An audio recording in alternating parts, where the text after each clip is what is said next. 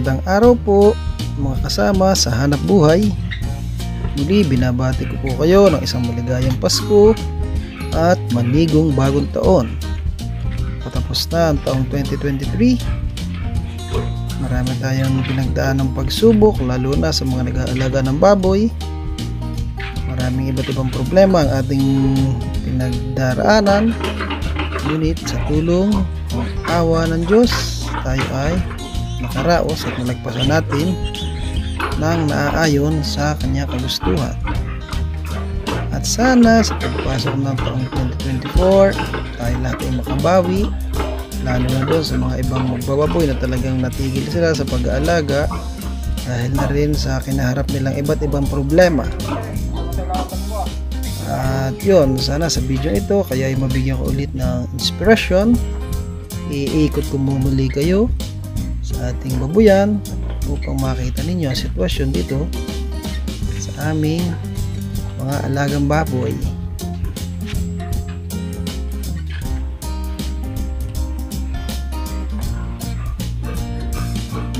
So ayan, sa ngayon meron tayong mga bagong panganak. Sila ay mga 1 week old pa lang.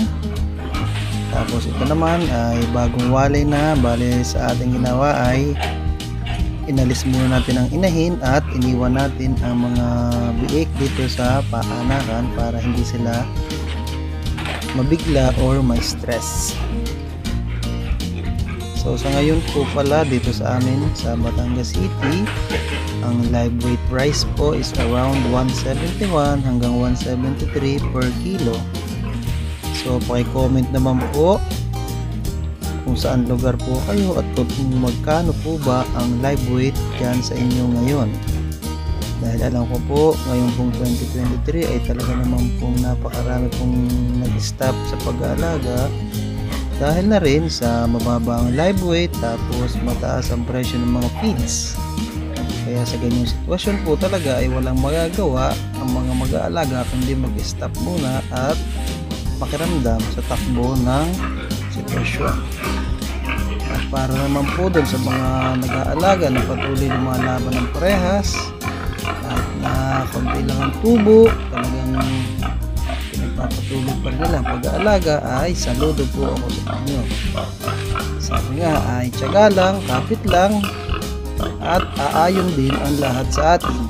Kagaya ko po na patuloy na hindi nag-aalaga, hindi nawawala ng pag-asa at lumalaban ng parehas.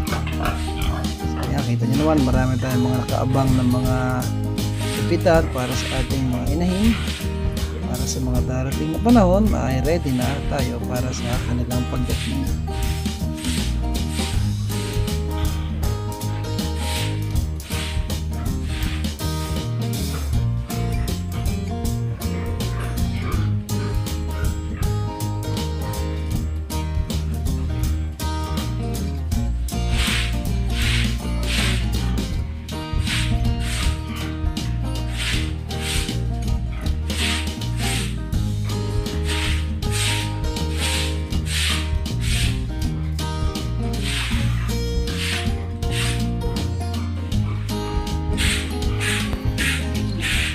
And then yan, dito sa pitak na ito meron tayong bagong lipat na kalaking baboy. Ito ay 11 ulo. Kailangan lang nating mapanatili ang kalinisan upang sila ay hindi bali. Ang schedule nito para ma-harvest ay next year 2024 February. At hopefully ay maganda ang live weight sa mga panahon na yun.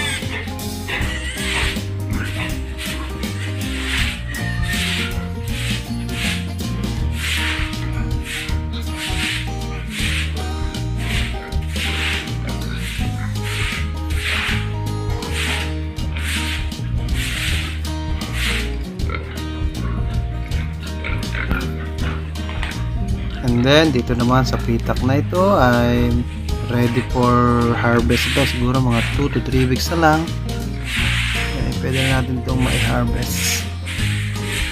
So yun nga po pala sa mga nagtatanong kung ilang araw po ba natin inaalagaan ang ating mga baboy bago ibenta, ay humigit kumulang po sa 6 na buwan simula po pagkaanak. At sa tagal po na yon, ito po ay mag-average ng timbang na 95 to 100 kilo. Yan, magkasabay po sila, dalawang pitak na sabay na po natin yung i-harvest. Kaya kita nyo naman, halos magkasilaki lang silang dalawa.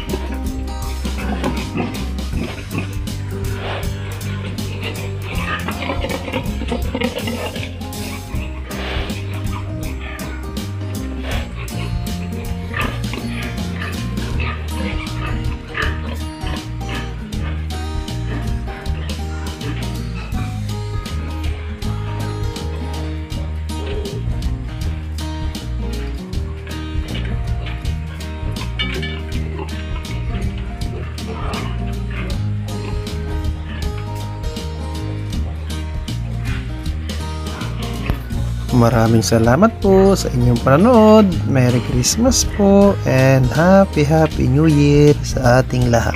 Ingat po. Bye-bye.